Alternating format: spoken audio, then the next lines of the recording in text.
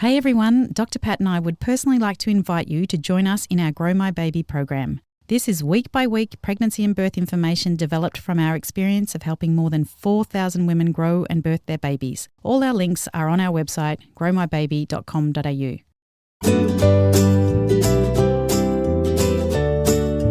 If you're trying to get pregnant, or you are pregnant, and you feel a little bit overwhelmed by all you need to know, then this is the right podcast for you. Welcome to the show. I'm Brigid Maloney. And I'm obstetrician Dr. Patrick Maloney. And this is The Kick, your expert-led podcast that delivers the essentials of growing a baby. Make sure you head to our website, growmybaby.com.au, to get some awesome free tools like our pregnancy knowledge checker to help you feel like you got this. Well, welcome everyone. Today you've got me, Brigid, going solo. And today we're talking about food safety. And the other day we asked on our Instagram page about what you wanted to know about food safety. And Pat and I realised how much confusion is out there about what is safe and what isn't safe to eat in pregnancy. So we know it can be a very confusing time and often restrictive time. So we thought in the lead up to Christmas, where there's lots of buffets to be shared and leftovers to eat, that we would talk to the expert on how to handle food and choose food that helps prevent foodborne illnesses and keep you and your baby safe. So we are delighted to have Gary Kennedy on our show. He is a food safety expert. He's worked with more than 1,000 companies and government departments to ensure their food handling is safe and complies with health standards. He belongs to various peak bodies, lending his expertise, and has been a regular guest on ABC Radio. So listening to this podcast, we hope that you will know how to store food safely, what are safer food options to choose from when you're out, because we know that's a really tricky time, what food is best to avoid and why, and what are some of the safer options at Christmas for you. So let's get on with the show and hear from Gary. Well, welcome everyone. We're very excited today to have Gary Kennedy here to talk to us about all the things that we query ourselves when it comes to safe eating in pregnancy. So Gary, welcome. Oh, really good, really good. And I really want to kick off with something that we asked this question on our Instagram stories, and honestly, we got so many replies about what people are confused about as to what they can eat during pregnancy. So I'm so thrilled to have you here.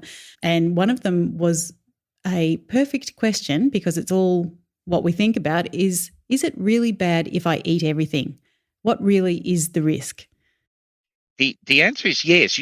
There is a risk. You shouldn't eat everything. There's a bug that's called Listeria monocytogenes, in long name, which is just commonly called listeria, even though there are about 24 listerias microbiologically. But there's one that's called listeria, and it causes food poisoning. The issue, particularly in pregnancy, is this bug not only can cause a lady to miscarry and lose her baby, it can also potentially cause a baby that carries full term to be born with the symptoms of bacterial meningitis with potential issues to the brain. So permanent life. So it's a really nasty bug. And the worry we've got is it's an environmental bug. It's found in dust and dirt. It's everywhere. So it's a real issue in ready-to-eat foods that has been sitting around for a while. So, the smorgasbord, the buffet, the backyard spit roast, the sandwich platter, the charcuterie board, all of those are the places where we have an issue with this. Because if we think this bug is found in dust and dirt, its cleanliness is going to keep it. So particularly things sit around at room temperature for long periods of time, where you go in and think, how long's that salad bar been sitting out at the pub? Those sort of things, the dip that's been sitting out at the backyard barbecue for several hours, those sort of things are the sorts of issues. Yeah, you shouldn't be eating everything. I suppose today we'll discuss some of the things we shouldn't be eating. But look, when I went to university back in the 80s, listeria did not cause food poisoning, we were told. It wasn't known. But there was a famous case in the late 80s in California and the western states of the USA where someone made a Mexican-style authentic cheese dip and pasteurized it. Now, pasteurizing, which is normal cooking temperatures or just slightly above, kill the listeria bug. But they decided to make it more authentic by putting some raw milk back in to make it taste right and recontaminated it. And that rang real alarm bells in the food industry because this bug not only did some people die, some ladies miscarried and lost their babies. And so this is a bug that unfortunately can cause a pregnant lady to lose her baby. And we saw a case of that here. There was an outbreak, going back 20 years now, where Virgin Airlines had a chicken wrap that was served on flights. And among the people who got sick was a lady who unfortunately lost her baby, miscarried, a result of that food poisoning incident. So the bug is certainly found in Australia, and that's why there are so many warnings around in pregnancy not to eat certain foods. Good. And we're going to talk all about that because, people talk about, well, what is the relative risk? It's low. There are a few cases of listeriosis, but when it happens, like that would be a risk that I wouldn't be willing to take. No, yeah, it's what they call the immunocompromised of the group, which is about 35% of the population. So it's under fives, it's above 70, it's people who have a medical condition. So that could be something like chemotherapy, kidney dialysis, HIV/AIDS, diabetes, which is a rapidly growing segment, and pregnant women. And that's partly because, as some of the listeners will know, you get a bit run down when you're pregnant and your immune system's a bit shot, but your baby it's relying on your immune system. So if you get run down during pregnancy, your baby has very little immune system. And anything that happens to you also happens to your unborn baby. And are there any other sort of bacteria that we should be worried about with food? Like, there are any other diseases from food, poor food handling? There's lots of them, but I suppose the two that you hear most often, salmonella is the other one you hear quite often. And if you think listeria, in my job, you think listeria, well, there's dust and dirt somewhere. When you think salmonella, you tend to think chicken and eggs. That tends to be a bird bug, and it lives quite happily in the intestinal tracts of birds and doesn't cause birds any issues at all. But for us, that can cause severe food poisoning, and particularly for older people, that can be life-threatening. And for very young children, that can be life-threatening. And so we've seen deaths from that. And there's something which I'll call the MasterChef effect, and no insult to MasterChef, but one thing MasterChef has done is it's bought back raw eggs in food. Things like aioli, mayonnaise, soft-boiled egg, tiramisu, chocolate mousse using raw eggs, those things appear on that. And if you're unwell or you've got very young children, raw egg dishes you shouldn't be eating because of the risk of salmonella. Or you can buy pasteurized eggs in the supermarket. There are actually eggs that are being cooked but are still liquid that you can use. You'll find them there usually frozen. And that's what's used in the food service industry. When they make scrambled egg, they're not cracking shells out the back. They're buying 20 litres of pre-pasteurized egg pulp. And so even if there's scrambled egg in the cafe or the restaurant slightly undercooked, you're not going to get salmonella. Oh, wow. Well, egg is actually one of our topics that I want to get to. So we might actually just cover it really quickly here since we're talking about it. So what happens if you do cook your own egg at home from a supermarket egg and it's a little bit runny? Right. Let's go down the ones where it's still sort of intact. So if we're talking poached, fried, hard-boiled, where it's still intact, you want the white to be fully set. And if the yolk is still runny, that's okay. So the New South Wales Food Authority has officially written that up. And it's to do, if you know the anatomy of a chook, it's not quite right, but where the egg comes out is near its bottom, or its cloaca, which is where kick up the clacker comes from, by the way. Oh, how fantastic. I love that. Yeah, so it comes out of somewhere called the cloaca, which is the sorry, ladies, the anus of the chicken. If we think that salmonella is in bird poo, well, the egg's coming out almost the same place. And so the outside of eggs may have it on. And that's why in Australia it's illegal to sell eggs that haven't been washed. And it's also illegal to sell eggs that are cracked chipped. But even so, occasionally, sometimes salmonella will get inside the shell of the egg, but it's in the white. So if you cook the white, you'll kill the salmonella and the yolk can still be runny. That's fantastic news because, I mean, that's the best part of the egg if it's a little bit runny, the yolk, in my opinion. However, if it's all mixed apart, so we're doing a quiche, a frittata, an omelette, scrambled eggs, we're going to cook it the whole way through. So we should be cooking it basically till it's steaming hot, till it's all the way through, and there's no liquid left in it. So if you like a runny scrambled egg, which has still got some of the liquid oozing out, you do run the risk of salmonella poisoning. Okay. And, you raised aioli and mayonnaise and those sort of things that we don't probably think about but are made with runny eggs. Yeah, most of those, if you look at the recipe, will have something in them that actually makes them acidic, usually vinegar, but sometimes they'll add lemon juice or something like that. And in fact, it's that lemon juice or vinegar that's making the aioli safe. So if you say, I really don't like a tangy aioli, I won't use so much lemon juice, it's quite likely that you're actually pulling out the thing that makes the aioli safe. And so, for example, Australia's biggest outbreak in the ACT was 350 people with aioli, and it was all to do with raw eggs.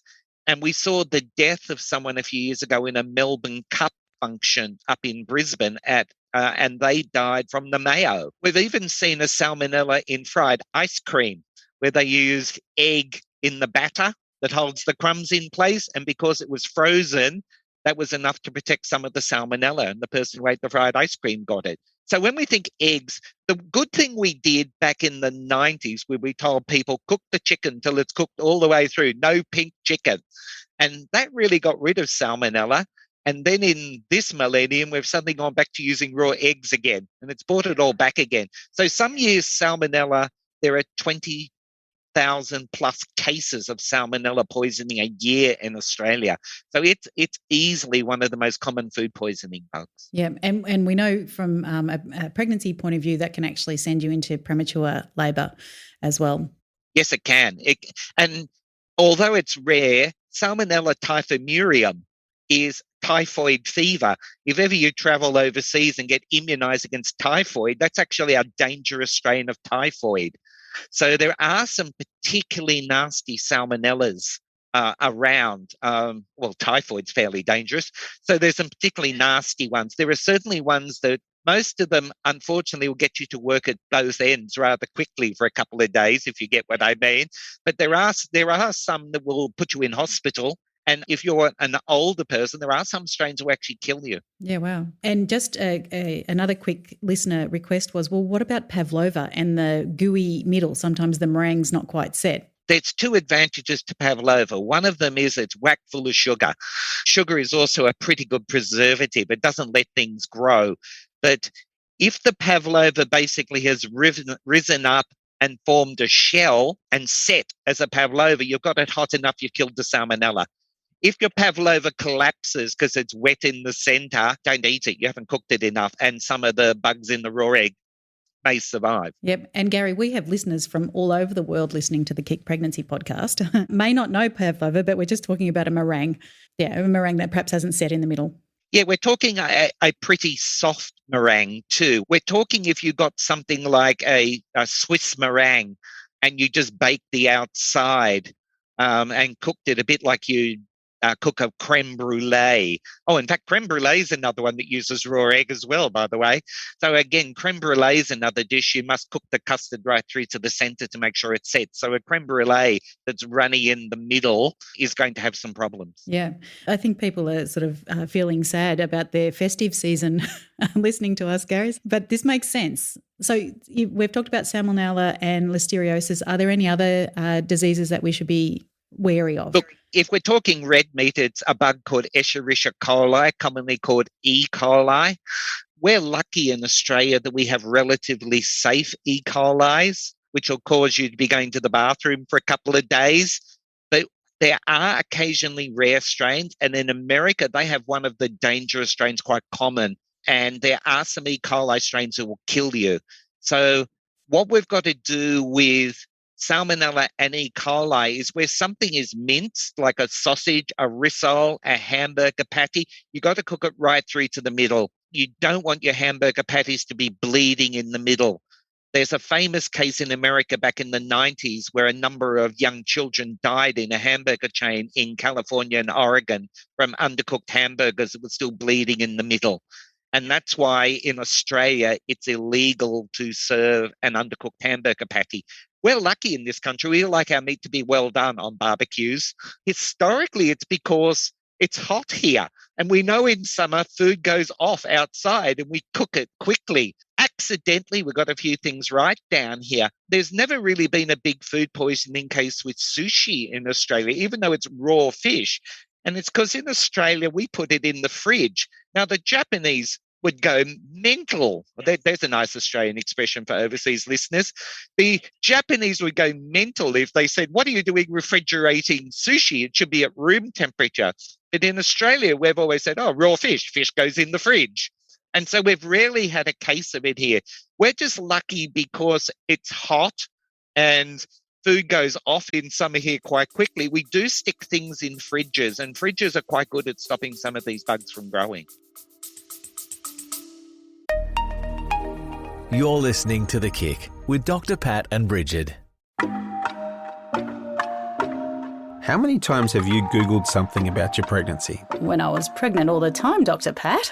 Yeah, we get it. You may be confused or overwhelmed. It's normal to want information, but where's the reliable stuff from experts? Yeah. Now, if you like our podcast, Dr. Pat and I have developed an online program to help guide you through whatever stage of pregnancy you're at. It's taken us literally 2 years to put it together. 2 long, hard years, wasn't it?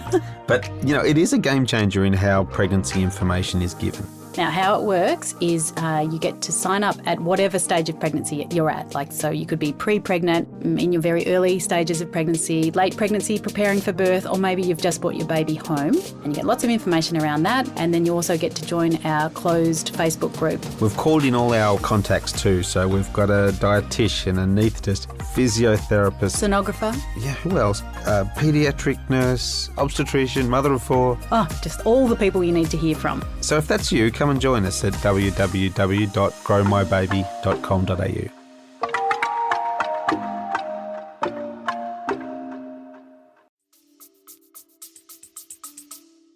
I wanted to move on to the principles of good food handling, because I know when I've come home from a massive big supermarket shop, I've got 4 kids, so our supermarket shops are very big, and it takes a long time to get things put away correctly within the fridge. And I'm pretty pedantic about where I put things in the fridge, but I just wondered if you could go through that, Gary. Where do you put your meat? Where do you put your veggies? To some extent, what you really don't want is raw mixing up with ready to eat. And you'll notice I've deliberately not said raw versus cooked. I've said raw versus ready to eat, because salads are ready to eat, even though they're not raw. Ideally, leave them in the wrappers if you can. If the meat's inside a vacuum packed bag, leave it inside the vacuum packed bag. It's going to keep, not only is the meat actually going to last longer, and not only from a quality perspective and a price perspective, your food will last longer, it also means the bugs are contained inside the bag. Where do you put the eggs is a big debating issue. I always put mine in the fridge, Gary. Is that where I should be putting them? Look, I'll be honest with you, if you cook it, it really doesn't matter, because if the egg goes in the fry pan and you cook it properly, it could walk into the fry pan, and the cooking process, if it cooked properly, would kill everything. So the 3 options are: leave it at room temperature, put it in the fridge in the door, or put it in the fridge not in the door. And from a perspective in terms of quality, not from safety, if you pour an egg, a fresh egg out, you'll see it forms into 3 layers. You've got a yolk, and then the white is in 2 bits. There's a bit that sits higher and then a bit that spreads out. And that bit that's thicker in the white is the protein structure that's best for forming a meringue. And so the older the egg is, the protein starts breaking down in the egg. And so it's hard, an older egg won't form a peak as well. Good for a scrambled egg or boiled egg, but not going to be good if you want to get the protein to work and form something like a meringue or something like that. So keeping them at room temperature accelerates that breakdown. But in the door, where you constantly open and close the door, shaking the egg about, that also breaks down the protein. In a perfect case, yes, the egg's actually inside the fridge for quality would actually work better if they're on a shelf in the fridge. Good. And it's not a safety concern. It's just, I always thought it was a safety concern. That's why I always put it in the fridge, but it's more about quality. Yeah, not if you cook it properly, because of the 3 bugs we've mentioned so far, Listeria is actually the hardest one to kill. And if you get to the temperatures that kill Listeria, Salmonella's long dead, E. coli's long dead. They're actually easy to kill. Okay. And I always put my meat in the either meat tray or at the bottom of the fridge. That's a potentially just, hearkening back to my mum saying don't let the meat juices drip on anything. So yeah, correct. You don't want the chicken juices dripping on anything, and you don't want the meat juices dripping on anything, because the blood contains some of the bugs we've spoken about. The most common place to get food poisoning is actually not from undercooking. It's from cross-contamination. So it is raw mixing up with ready to eat is the most common way to get food poisoning. And Gary, some recipes call for you to sort of wash chicken. Yeah, don't wash it. All you're doing is, particularly if you put it on something like a tap on a high blast, all you're going to do is wash the blood and the salmonella all around your kitchen. You are far better just to take the chicken out of the bag and put it straight in the tray, blood included. If you're worried about that, it's going to be less of an issue. Washing chicken's actually a problem, because washing it then, apart from the fact you're handling the chicken, suddenly your hands are covered in it, your sink is covered in it, and when that tap comes on next, it's going to spray whatever's in the sink and aerosol it and land on other things nearby. So if you've got glasses and cutlery and crockery sitting next to the sink, when you hit the tap on a raw chicken, some of that blood with some of the salmonella is going to end up on your crockery and glassware, and you don't want that. No. And I'm sorry to all the vegetarians. We're going to get on to veggies soon, but I just want to ask about pork, because it seems like pork's changed. I remember growing up, pork always had to be cooked thoroughly, but again, MasterChef itis, they do like to see a bit of pink in pork. Is that a problem? No, if it's whole muscle. Again, we've got the same problem with chicken and beef and all the other red meats we do with pork. If you've got something where it's through to the center, so, pork sausages, pork rissoles, the roulades, the rolls we have, they should all be cooked right through to the center, regardless of species. Australia and New Zealand are almost the only 2 countries on earth that don't have the parasitic worms you find in raw pork. So the reason, particularly if your ancestors have come from Europe or Asia or South America, they're told to cook pork right through and make it well done. It's because there's parasitic intestinal worms that live in pigs in almost everywhere. Australia and New Zealand, because we sit down here, Paul Keating once said we sit on the arse end of the earth. That has meant, because we're down here, we don't have many of the diseases of animals that you find in elsewhere, which means pork is a lot safer here. We still have to worry about E. coli because it's still found, and so the outside of pork has the same problems that beef does. But you can cook rare pork and be quite safe here, which you couldn't do in almost every other country on earth. Yeah, good. So I do want to move on to fresh food. So you've come home and you've got perhaps you've bought a couple of bags of salad leaves, or you might have bought pre-cut salad itself. Are they safe for a pregnant woman? If you're getting, and let's talk brand names here. If we're at Woolies, Coles and Aldi, which is the most likely spot you're going to buy those pre-packed salads, they're pretty safe. Those are washed in, the leaves are all put separate. They put into a chlorine bath at 200 parts per million chlorine. Now, your average swimming pool is 10 to 15 parts per million. You wear glasses when you walk through one of those factories, otherwise your eyes water. It's incredibly strong, leaves no residual, or they wash in something called peracetic acid, which is the sort of thing they also wash the outside of apples and oranges with. Those things kill not only wash the outside and wash the dirt off with the listeria in, because they're not just floating, these are going through a flume ride. These are being turned around and shaken about and everything to wash all the dirt off. Remembering that occasionally there was an outbreak in the Northern Territory in Rockmelon in Australia, and they believe it was just birds pooing on the outside as they flew over. Yeah, flew over. In the case in Griffith, where we had an outbreak with rockmelon, with listeria, they believe it was a dust storm where there was more dirt than usual and the wash water didn't wash it all off. And as a pregnant woman, I know what the next question will be. Are any of the things that they're using to wash these fruits and salads, are any of those chemicals harmful to the woman?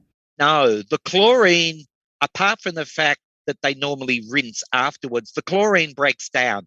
And I suppose not that I would use this as the benchmark, but it's the same process as used in the burgers at McDonald's and Hungry Jack's as well. This is a fairly standard process across industry. So there are some people who say, I wouldn't buy a chlorine wash salad at Woolworths, but I go to McDonald's and have a Big Mac. It's the same lettuce. When we're talking peracetic acid, it is a chemically modified form of vinegar, but it does occur naturally as well. And both of them don't leave a residual. They break down. So by the time it gets to you, there's nothing left on it. And have we washed off any good bacteria? Is there such a thing? Yeah, there are good bacteria as well. These are, you're basically getting in something that is partly sterile. You've washed nearly everything off. But to some extent, the good bacteria that you're getting on vegetables, there aren't many. The sort of good bacteria getting off fruit and veg should be the good bacteria you've already got in your stomach anyway. So you would not be relying on repopulating the bacteria in your gut by eating fruit and veg. You should already have those in place anyway. And what about, somebody that might be buying their fruit and veg from a farmer's market or something like that? Do they have to have any other special precautions? Yeah, if you're buying at a farmer's market or you're growing your own at home, there are three issues. The three bugs we've been talking about mainly. If you're using dynamic lifter as a fertilizer, you're obviously throwing salmonella on. That's bird poo. If you're going to use cow manure or horse manure or pig manure, then you're going to put E. coli on.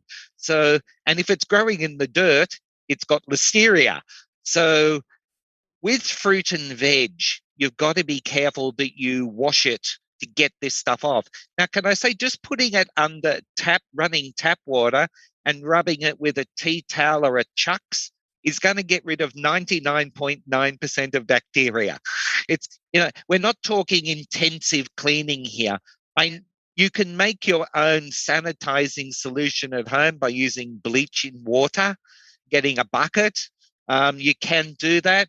As silly as it sounds, pouring boiling water over fruit and veg works quite well. And what about vinegar? Vinegar's also acidic. It also works quite well. So dipping in vinegar, dipping in boiling water, using a bleach solution. The sanitizing solutions you use for baby bottle washing also work quite effectively as well as they are sanitizing solutions. They all work. But for most people, I know this is mainly for pregnant women, but for most people, just putting it under a running tap and scrubbing your fruit and veg with a Chucks or a tea towel will get rid of 99.9%. And note I'm quoting the same thing as those sanitizing sprays. Yeah, that we're all happy to use, yeah. Yeah, we're all happy to use, everyone will go off to the supermarket, particularly during COVID, where we bought all those sprays and gels. You can have almost the same effect with really good hand washing under a tap as well. If you're using a normal dishwashing detergent, not that I recommend drinking it, but it is safe. You put it on a dish. Sometimes if you want to, you can also put a little dab of dishwashing liquid on your hands or the Chucks, and that'll help the dirt get off even quicker. Yeah, and this is why it takes so long for me to unpack my shopping, Gary. Where you've got to be careful is there are things where the dirt hides in the bottom. So things like celery, bunches of celery, cabbage, leeks, things like that, where it goes down the bottom. If you're going to put those in salad, you're up for a pretty good scrub. And things that are hard to clean, parsley. Cleaning parsley is hard because it's all scrunched. Yeah, coriander, they're all scrunched up in balls. They're hard to clean. I want to talk to you about our free masterclass. Now, we're launching this very soon, so we want you to jump on the wait list. And in that masterclass, we're going to be talking about the 3 common mistakes that we see people make in their pregnancies all the time. And we're going to talk also about the 4-step method that we have in our paid program that was designed to help you feel more confident in your pregnancy. So the masterclass is about 60 minutes long. It is jam-packed with great information that will help you to feel more confident in your pregnancy. So go to our website, www.growmybaby.com.au, and jump on that wait list, and we'll see you in the masterclass. Now, I want to move on to leftovers. Eating leftovers, how do we store those? How long can we leave leftovers before they're really past their use-by date? And things such as, if I've heated it once, didn't finish it, can I then eat it again, heat it up and eat it again the next day? All right. And we should talk about chilled versus frozen because you do them a bit different. So let's go with, start with chilled because it's probably the easier one. So you bought something at the supermarket, or so let's pick something like small goods, cheese, those sort of things, salads. Basically, you've got 2 hours to do something with them, so when it comes out, so at the Christmas party or food preparation, you've got 2 hours, and within 2 hours, it needs to be back in the fridge to be safe. If you're leaving it more than 2 hours, if there are any bugs in there, they will start growing. And so after 4 hours, it's generally considered unsafe to eat and you should be throwing it away. So that means if you're doing a barbecue and you take out, the cheese platter with some hummus and some prosciutto, basically it's got 2 hours before you should be putting it back in the fridge for one more time. And if it's out for 4 hours, you shouldn't be eating it. You should be binning it. So the same would apply to, the backyard spit roast, the Christmas barbecue, the picnic, the sandwiches on board the boat, all of those sort of things. Really, you've got 2 hours and it needs to go back in the fridge. And say I've cooked up a beautiful curry or something like that. With hot food, we've got to consider that we don't want to put piping hot food directly in the fridge. So you wouldn't be getting your huge pot of curry and sticking it straight in the fridge because all it's going to do is warm the fridge up. So you should be letting the food sit out for 20 to 30 minutes until it's not steaming hot. And when you put it in the fridge, I'm going to assume here we're talking everyone's got domestic fridges as well. So in your fridge at home, if you're going to cool something down, it should be no thicker than 2.5 centimeters, 1 inch, or it won't cool down properly. Clostridium perfringens and Bacillus cereus, not that everyone needs to know that, there are a couple of bugs that will survive normal cooking. So roasting, steaming, baking, microwaving, frying, stir fry, standard cooking methods. What I said is not 100% true. You kill the parent, but you don't kill the baby. They've got spores in them, seeds, and they will survive normal cooking processes. And the worry is if pre-cooked food is sitting around warm for more than 2 hours, those spores can start to germinate. So if we're putting food into a fridge, it's got to be less than 1 inch or 2.5 centimeters, or it won't cool down quickly enough. So for something like a pizza, that's not going to be a problem. Okay. But if it's something like a barbecue chicken, particularly if it's got stuffing in it, we need to portion that. We need to break it apart. If it's your curry, you need to decant it. You need to be putting it into Chinese food containers or into a tray or something like that, because there are some bugs that will grow if you cool food too quickly. And the obvious thing is you forgot about the curry and came back next morning and thought, oh, I've left the curry on overnight. Don't eat it. Oh, no. No, it's going to be unsafe. I'm a big one for making stock, Gary. So it can bubble away on my very minimum heat for 12 hours. It can bubble forever. Okay. Phew. We cook up to 75, which is in the guidelines. Listeria is the hardest bug to kill. So if we do that, we will kill Listeria, Salmonella, E. coli. We will kill hepatitis. We will kill toxoplasmas. We'll kill the worms in pork overseas. We'll also kill the parents of those two that form the spores. So if we get to 75 degrees, that will kill everything. Then if you keep it above 75, which a rolling simmer or a slow bubble does, and bubbling because the heat's on, not bubbling because it's been there for 5 days. It's not turning into yogurt. Yeah. But if you can keep it hot and keep it on a slow simmer, similar to putting something in the oven overnight and keeping it hot overnight. If you can keep it low, above 70, once you get it above 75 degrees, it can cool to 60. And as long as it's not that most people know that, got a temperature probe that measures to 60.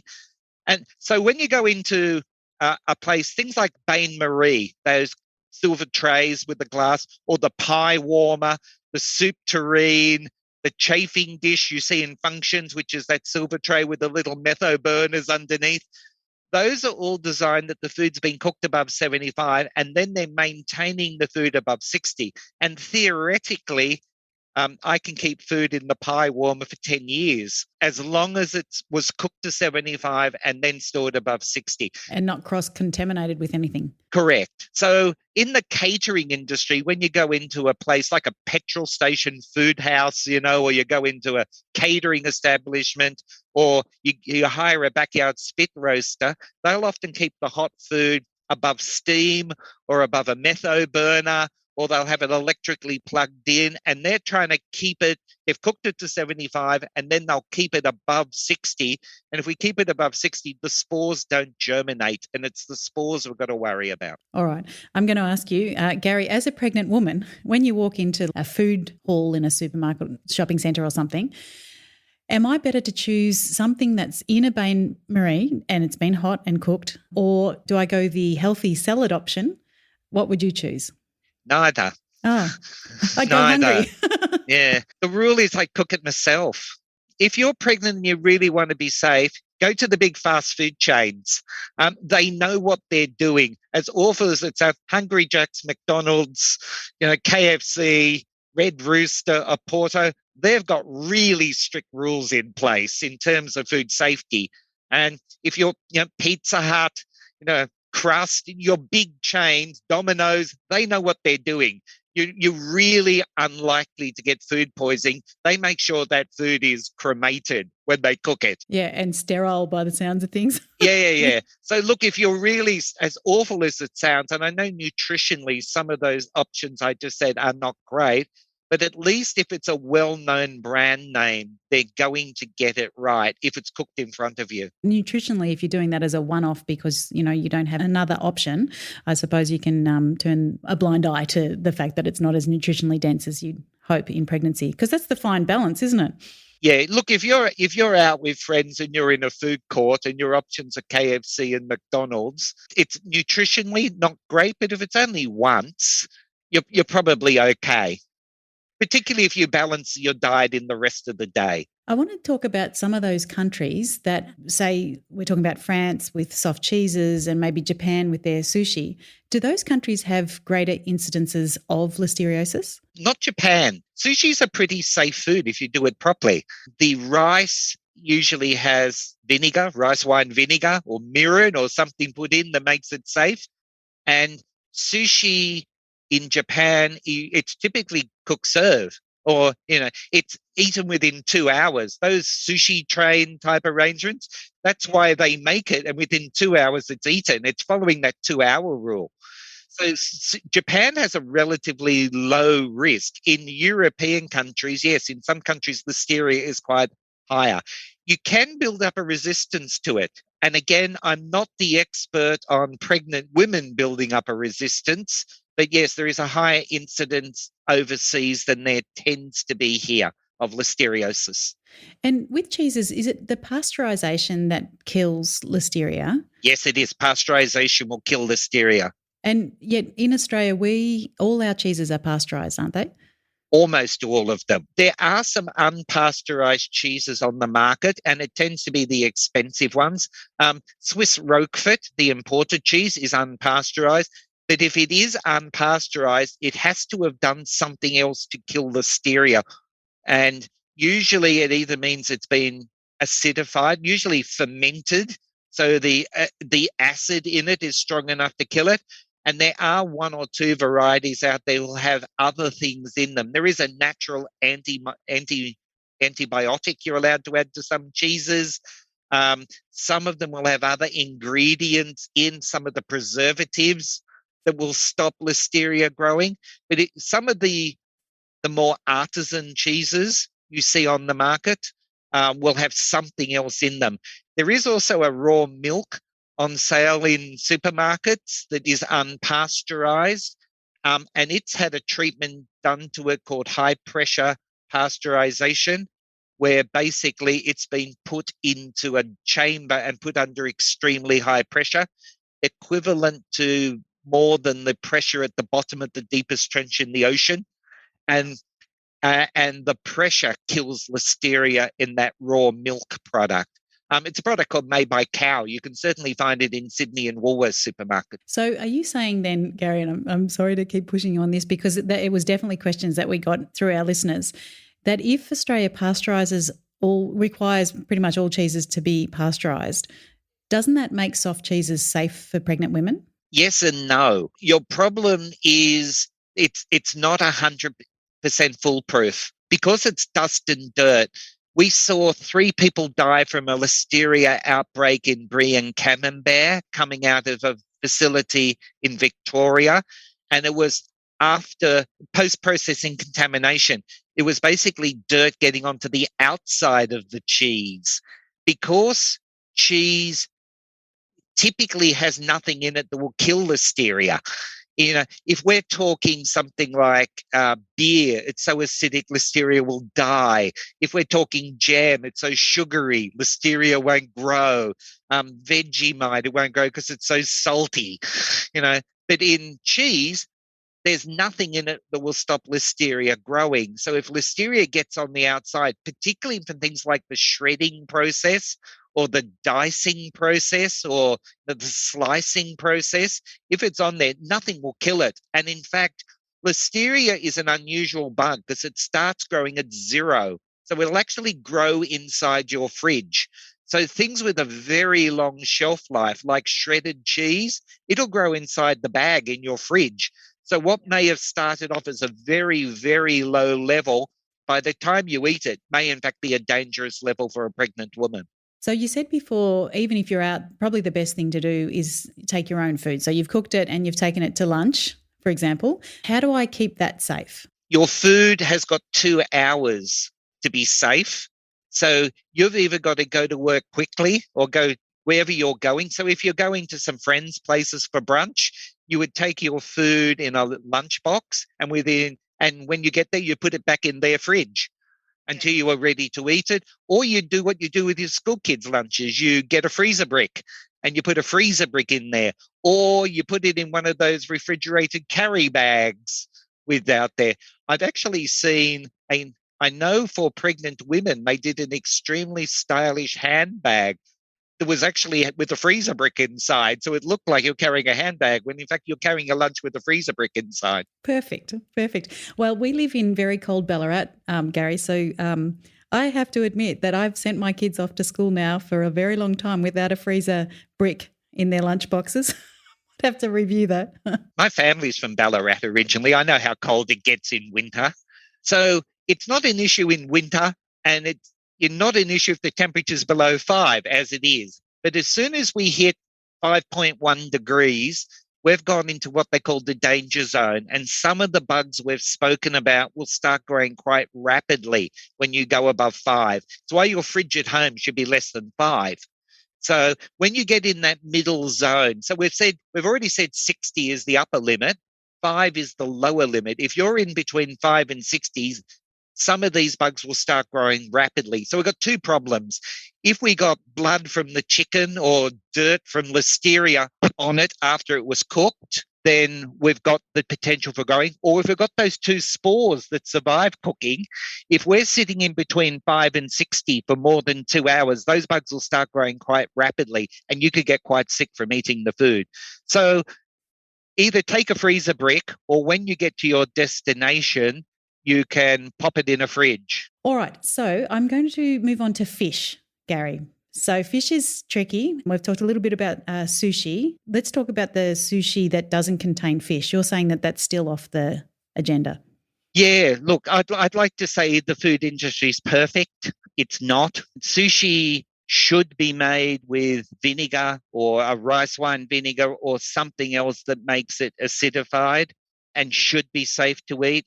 You can't guarantee that it's going to be safe. It's better not to have sushi for 9 months. And if someone went to a sort of an authentic Japanese restaurant and watched them make the sushi? I just wouldn't risk it, I'll be honest with you. Go off sushi for a while. There's no part of the food industry that's perfect. I'd love to say it was, but it's not.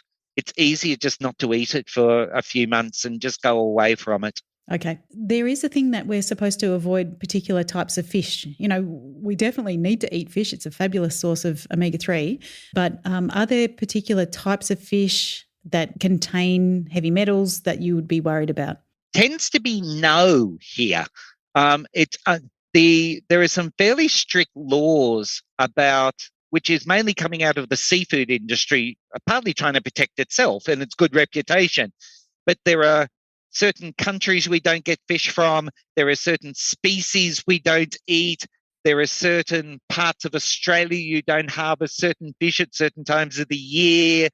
The rules are really strict, not only on heavy metals, so mercury, cadmium, lead being the most obvious, and there are also testing regimes. So when canned fish in particular comes from some countries overseas that may not have the best food safety records, Customs and Department of Agriculture actually take samples and test for heavy metal presence in canned fish. If we're talking imported fish, which is mainly prawns, salmon, things like that, then there's also testing in place as well for some of those. Yeah, wow. Okay, well, that's good to know, because when we choose fish at home, we sort of try to choose the wild caught fish. It's been a long time in Australia since there's been a case linked to, cadmium, mercury, lead, any of the real heavy metals, and been linked to seafood. It's been cleaned up a lot since the 1960s, which I suppose back in the 60s, people didn't realize heavy metals actually cause problems. You could get them it seems fairly obvious now. But there were cases overseas, particularly in crustacea and mollusks, things that live in the mud, which is where the heavy metals are going to be. And then as it goes up the food chain, so, and when you end up in something like a barracuda or Spanish mackerel, something that's at the top of the food chain, it's going to concentrate that heavy metal. We tend not to find that as much as we once did, because we don't eat certain species because we know that happens. We don't get them from certain waters in certain countries because we know where that's likely to be an issue. It is potentially an issue if you travel. Yeah. So if you were choosing fish, what sort would you go for? You go for something lower down the food chain. You tend to pick the vegetarian fish over the carnivorous fish. I know that's difficult. In Australia, you're pretty right. If you're traveling overseas, the species we eat here tend to be the species you should eat overseas as well. So if it's a weird fish you've never seen before, it's likely, particularly if it's cheap, it's likely to be more of an issue than it would be buying a fish that you recognize that we have over here. And why do they say not to eat shellfish in pregnancy? For two reasons. One of them is all the bugs we've spoken about so far live in mud. And so shellfish live down in the mud. So you're going to get E. coli, salmonella, listeria, cadmium, mercury, all of that lives down in the mud. And if you eat a lot of it, you're going to keep getting concentrated forms. With oysters, it's slightly different. They do something called depurating here, which is when oysters are harvested, they're put into fresh water for a couple of days. And oysters actually don't like fresh water, so they tend to vomit their stomach contents up. And then the water content is put through ultraviolet light to kill everything. So because oysters are living in water that's full, they're rivers, so they're full of poo and other things washing down, we depurate here, which is we get them basically to vomit their stomach contents up before we eat them. Because your other thing with a lot of shellfish is you eat it raw. Oysters are raw. Things like scallops are eaten semi-raw. And even things like prawns, lobster, yabbies, marron, crayfish, crab, all of those sort of things tend to be eaten right on the limit where you want them still to be just cooked. Your problem with just cooked is sometimes it's just not cooked. And so we've got the possibility you don't cook long enough to kill the bug off that was in the original. And you get higher levels of bugs to start with because they're living down in the mud where all the poo is washing down from the fields and forests. Yeah. So we're going to go on to Christmas buffets soon. So perhaps you're saying just avoid the shellfish. Look, if you're pregnant, I'd be avoiding shellfish. Or, again, and I don't want to say, I don't want to say I'm in the pocket of the supermarkets, but look, if you're going to buy this, if you go to one of the big Sydney fish markets, you go to the Melbourne markets or the Sydney markets, and or one of the big fish wholesalers, and you're buying prawns, lobster, they're going to be safe. Go to a co-op, they're going to be safe. These are all incredibly inspected by government inspectors. And similar, if we've got listeners who are in the UK or US or New Zealand listening to this, Japan, boy, the seafood industry is inspected, partly because we do use raw seafood in things like sushi and sashimi. So the inspection level in seafood is probably higher than almost any other industry. If you're buying, you're going down to the rocks and you're buying it from some guy who caught it that morning, that's where you might run a problem. But if you're buying at a fish and chip shop, because legally fish and chip shops can't buy from non-licensed wholesalers, they have to buy out of the markets, you're pretty safe with seafood here. Your main issue is if cook it, make sure it's cooked all the way through, which unfortunately means some things like sushi are gone. It also means you're going to get a scallop that's a little more bullet-like than perhaps you liked. You're going to get lobster that's a little tougher than perhaps you would have liked. But most seafood here is incredibly highly regulated. That's one of the over 80% of the seafood caught in Australia is exported. Another reason why it's incredibly regulated here, because all the rules overseas are hard. A lot of our seafood goes to Korea and Japan. We know that lobster to China has been an issue here recently. Most of our seafood is exported. And so, again, the rules are much harder because not only do we have to meet all the hard Australian laws, we have to meet, in some cases, the even harder overseas laws. So what I'm sort of really getting a handle on is the food that we buy, and again, it's Australia specific, but the food that we buy here is regulated and very safe. It depends what you do after that. Yeah, well, there's two aspects. One, if you buy it from someone who's reputable, and we'd throw in here, if we went to someone who's a big brand, so if I was with Qantas or Hilton or McDonald's or Aldi, they're not going to have a major food poisoning case because it mucks their brand up. You can imagine, suddenly a whole Qantas A380 gets food poisoning. That's going to be an international story. Or suddenly, Woolworths fruit salad kills 50 is going to be a major story all around the world. So Hilton, Sheraton, all of those big guys, they've got ruthlessly enforcing the rules. So it's really only where you're buying from someone who's unlicensed. And even farmers' markets in most states are licensed. It's mainly preparing it in the home, cross-contamination, you doing something bad when you get it home. Statistically, the best place to get food poisoning is to eat in your own home. It's the number one place to get food poisoning is actually eat in your own home. That's really sad. But then it's just sort of knowledge, and it's knowledge how to handle food. So I hope people have gained a lot from this. COVID's helped. People know how to wash their hands for the first time. If you think COVID is you're trying to wash something dangerous off your hands, It's the same when you're washing your hands when you're preparing food. You should be singing happy birthday twice. You should be using detergent and sanitizing afterwards. So the same rules for that matter, not we're talking much about it yet, when preparing food for your baby or preparing a baby's bottle, you should have the same hand washing techniques you do for COVID. You're trying to stop the spread of a dangerous bug. And so don't work in the kitchen if you're sick. The thing about don't come to work if you're sick works in the kitchen as well. If you're sneezing and coughing and wiping your nose, you're just spreading all those bugs throughout the kitchen. Not only are you making the other people who are working in the kitchen sick, some of the bugs we're spoken about can be sneezed out your nose. Or when you wipe your finger across your nose because your nose is running or blowing into a tissue, you should be washing your hands afterwards, because some of the bugs we're spoken about will then transfer from your hands to the knife that you're cutting the sandwiches for the kids' lunch. So again, COVID has taught people don't work in food if you're sick. That applies here.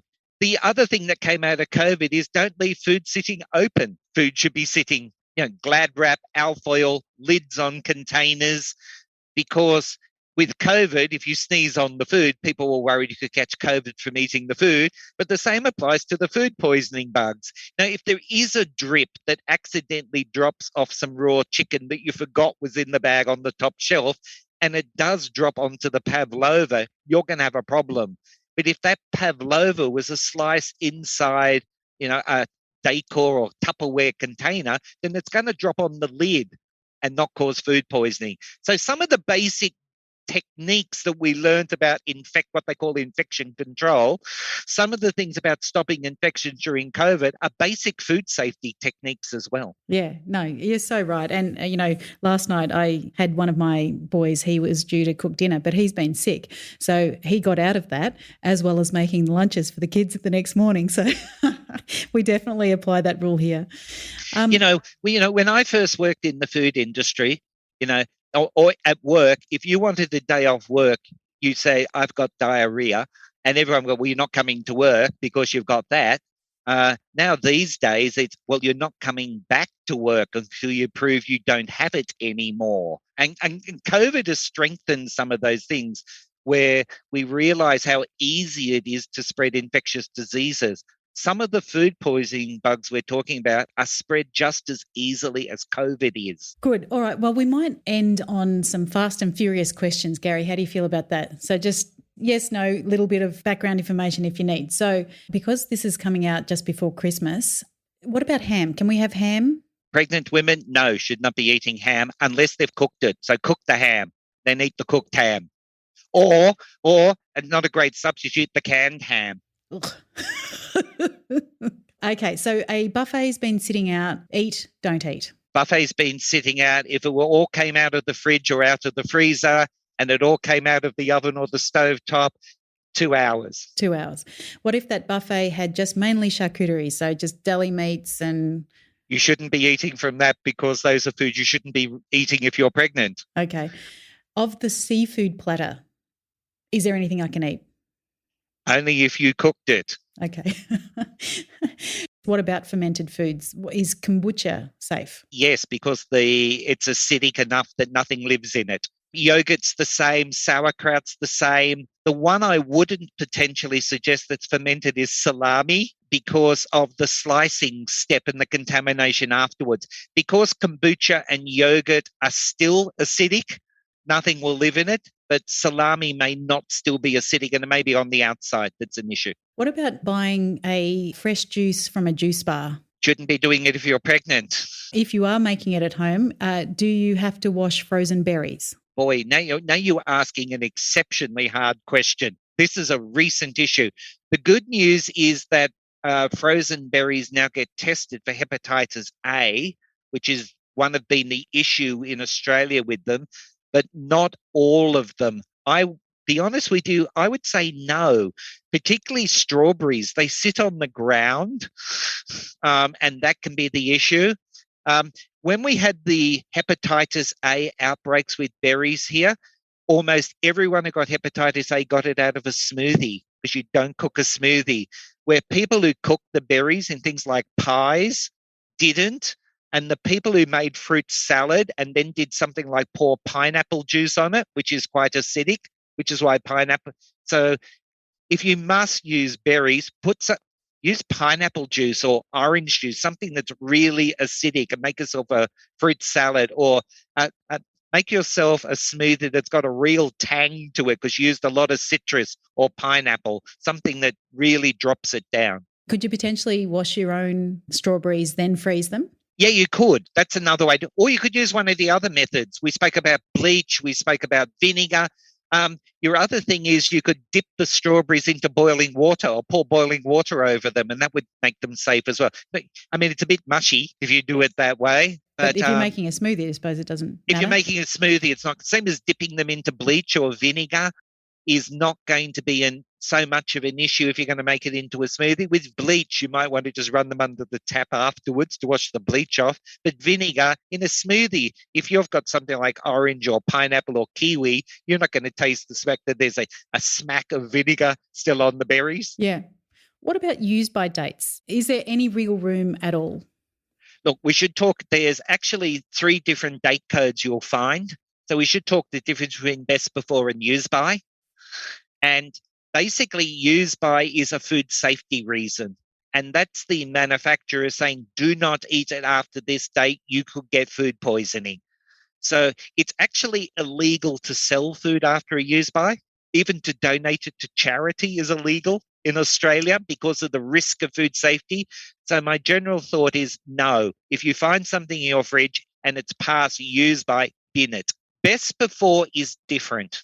Now, best before means food quality. And so you'll find milk usually has best before rather than use by. And the reason for that is when it goes beyond that date, it forms curds and whey, and no one's going to drink that in their tea. So, and a lot of dry goods have best before. Biscuits, soft drink, flour, sugar will all have best before on them. And those, particularly the really dry foods you store in your cupboard, they can go 20 years and you can eat them past the date. So there's a really difference between best before and use by. Best before usually means food quality, and it's going to be inedible sometime past the date, but will still be safe. Whereas use by is food safety. Do not eat after that date. And can you smell meat? And can that help determine whether it's off or not? For food quality, yes. For food safety, no. Everything we've discussed today, E. coli, Salmonella, Listeria, Bacillus cereus, hepatitis A, toxoplasmosis, mercury, lead, and cadmium, all of them you cannot taste or cannot smell or cannot see. So all of those could be present in food. I could talk to you for hours, Gary, because I love food and I love cooking and I've got so many questions, but I know that it's been quite a long session. We already haven't discussed mold at all. And of course, if it's moldy, there are some molds that cause poison. So if it's moldy, throw it away. If it's not meant to be moldy, remember brie and camembert are moldy. Anyway, another podcast for another time, Brigid. Yes, but I do need to ask you about bread. So in the loaf of bread, if one piece has a bit of mold on it, can you use the other pieces of bread? Let me explain this to you. You know what a blue bottle is, the Portuguese man-of-war jellyfish? Now think of that at the beach. There's a bit up the top you can see, and underneath are the tentacles that have the poison, and you can touch the bit on the top and it's okay. And underneath are the bit who produce the poison. That's how molds work. They've got roots on them. The bit you can see is the bit on top, and the bit underneath is the mold that could produce a poison. And some of those are bad enough, they can actually kill you. Now, that means on something that's wet, like a jam, where the roots can easily go through a liquid, the poison, or tomato paste, the poison can be all the way through the jar. Where if it's something really hard, like a parmesan lump, you can probably just cut the bit off because the roots can't go through because it's so hard. When it comes to bread, we're in a middle area. So generally, the bit that's moldy, go forward a few more other slices, throw the next few slices out. Probably the other end of the loaf is still safe to eat. Good to know. I know that we just said we missed mold, but is there anything else that you think we should be covering? I think next time we do this, we should be talking about postnatal, and we should be doing what to do with babies' bottles and infant formula and breast milk, and talk about all that other stuff as well. Let's do that. Well, thank you so much, Gary. You've been very generous with your time and I really do appreciate it, and I'm sure our listeners appreciate it as well. Once you have a listen to this, tell us what you think coming into our DMs on our Instagram. We'd love to know whether we solved some of your questions today or whether you have some more. That'd be great. See you, everyone.